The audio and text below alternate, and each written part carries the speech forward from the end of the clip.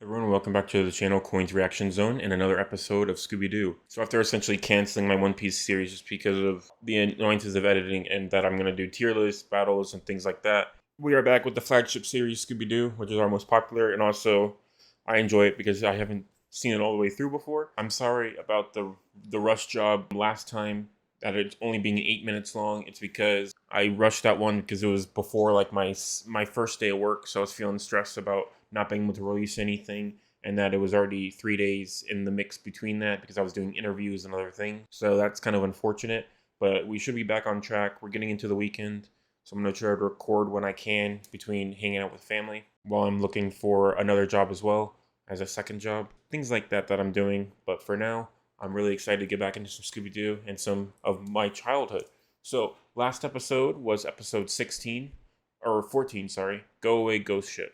So this one was my favorite episode of the series so far, even though I watched it pretty quick and edited it down pretty hard because I wasn't really reacting much to it because I was kind of feeling other stress. It was still my favorite episode. It had a lot of awesome funny moments. I really loved how the crew interacted with Redbeard the pirate. The bad guy was pretty surprising to me as well, which is why I rated it a 7.5. And I was really happy with it. So if the last couple episodes end up being like this one, then that'd be pretty cool to see as well. But for now, Go Away Ghost Ship. That one was the one released on December 13th, and our bad guy was C.L. Magnus to steal cargo from his own ships for insurance, and he was the ghost of Redbeard. And then he had two henchmen that were just hired henchmen. We didn't get any names. And the butler, who we always think the butler did it, and that's even what one of the main guys said, but he wasn't the butler really didn't do it. So that honestly pretty much surprised me. Oh, and here's something interesting. Even though it was aired as the 14th episode, the episode was produced as the 15th. Redbeard sailed the seas and was brought to justice 300 years ago before this episode aired. That means Redbeard lived in 1669. However, Hayred and Barbossa and his older brother Oruk, who both had the nickname Redbeard, lived in the early 1500s. Based off my statistics, there was nothing really in this episode. Scooby and Shaggy found like a crate underground and had one box each of Scooby snacks. So that was 104 for each of them. So Scooby's up to 224 Scooby snacks eaten, and Shaggy's up to 111. It showed only one box on screen, but it said they had one box each. So they probably just didn't animate it all the way. So I just added 104 for both of them because that's how I counted one box in episode 11. So I'm pretty excited to move forward with some more Scooby-Doo. So without further ado, let's just get right into it and see how Spooky Space Kook pairs up with everything, because it was episode 15. Released on December 20th. It was written by Ken Spears, Joe Ruby, and Bill Lutz, directed by Hanna-Barbera as always. And it looks like these episodes were swapped because this one, although aired as the 15th, was produced as the 14th. And this is one of the bad guys, I think one of the final ones that's actually in the opening as well, which is pretty interesting. Pretty good spaceship mechanics. Oh, here we go. He was like a blue alien evil figure. Yeah, that laugh is a famous one. We've heard it many times before. It was in the opening and the ending as well of the show. Yeah, it's like they ran out of gas and they have like an evil farmer there. Farmer's bothering the reporter. Well, it has to be the farmer since he's the only guy we've met.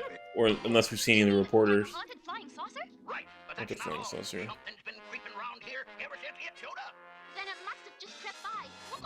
I like how they're playing the pronoun game with him too, by saying it. Those are the glowy footprints, kind of like Captain Cutler.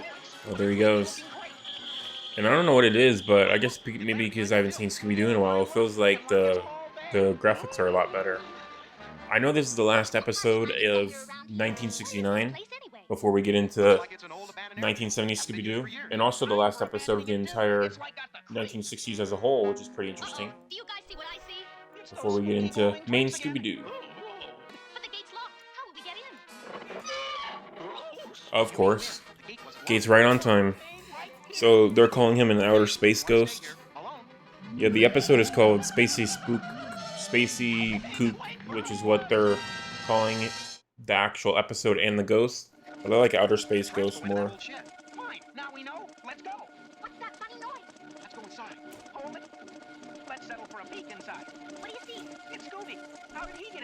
I think I'm gonna start not just counting the bad guy, but I think I'm gonna start counting as well what I think the reason is for them to be evil. humming sound was. But who would be running a generator on an abandoned airfield? I don't know.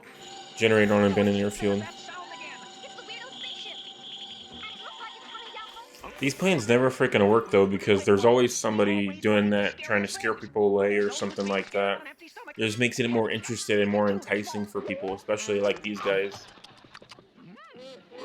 Those are peanuts, not Scooby snacks. I'm not gonna count. Well, there's another hangar check that didn't give us a single new clue. I wish I knew No more clues in the hangers. supposed to be helping us. I wish I knew where that ghost was. Let's keep going. Yeah, the ghost just kind of changing them around slightly, and they broke into the mess hall. A newspaper. But what makes those little dots glow? That's Of course, the newspaper is just chilling in the barrel. Hold this like you were reading it, Freddy. How do you like that? Glowing fingerprints. And look at the story that's been circled. Mysterious ghost craft reported near abandoned airfield.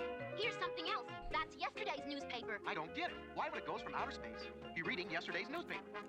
They always know that it's not a ghost, but they still like to act like it is, which I think is kind of funny. We gotta sneak past Mr. Creepy and find Freddy and the girl. Come on. It's like they've known they're humans the whole time, but they still like, why would a ghost be reading yesterday's paper like it's a big reveal? I think it's funny.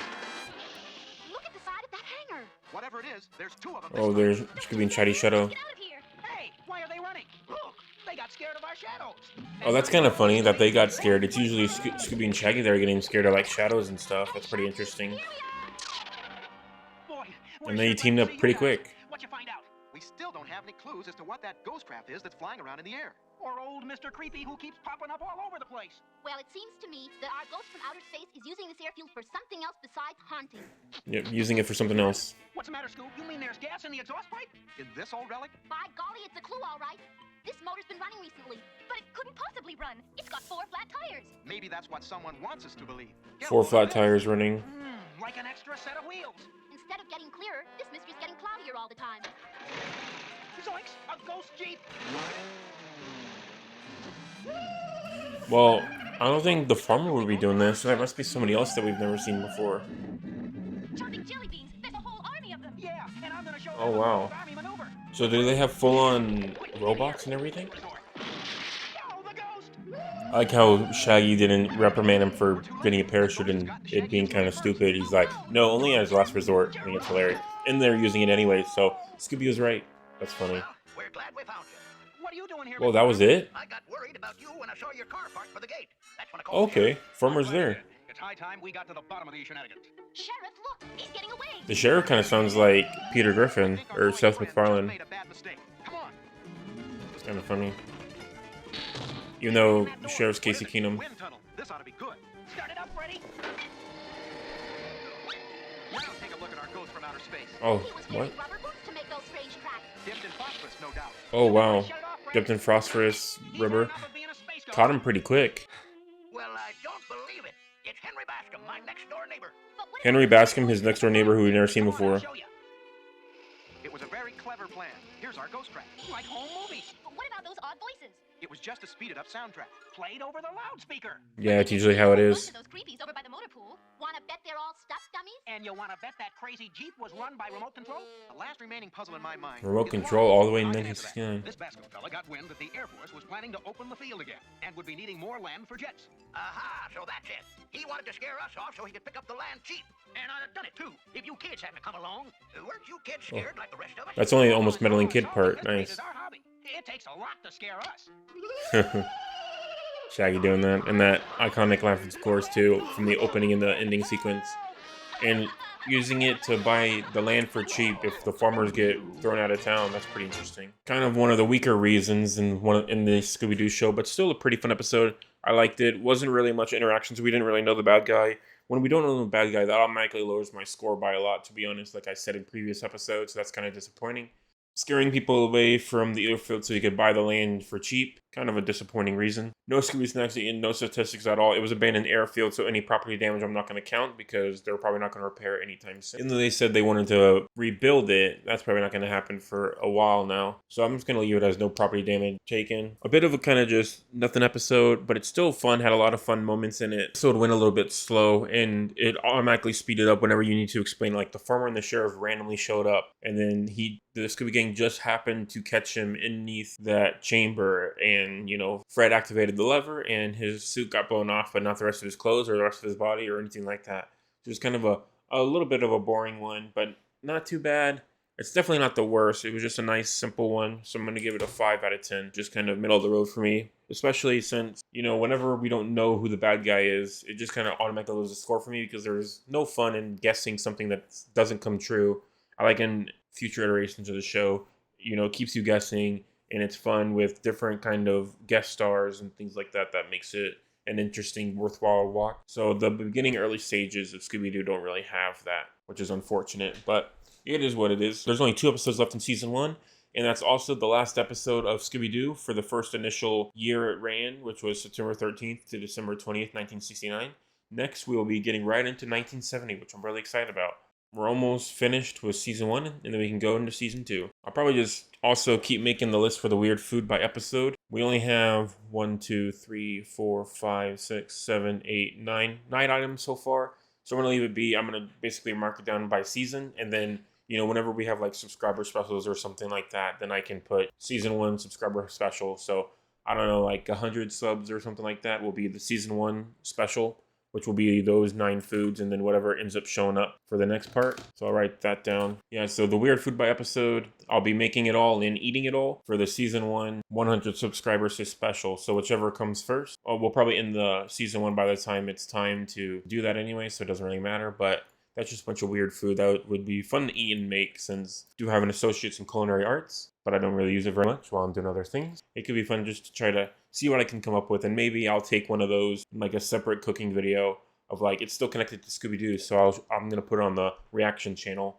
and then a separate video of like what I would do to make it better. So I'll make a list of like, rate it by a tier on everything on the weird food item list, then pick, whatever is the highest rated, even if they're all Fs. If there's one that's an F plus, then I'll make it again in a better way. So that could be pretty fun to do. So I think that's going to do it for me for this episode.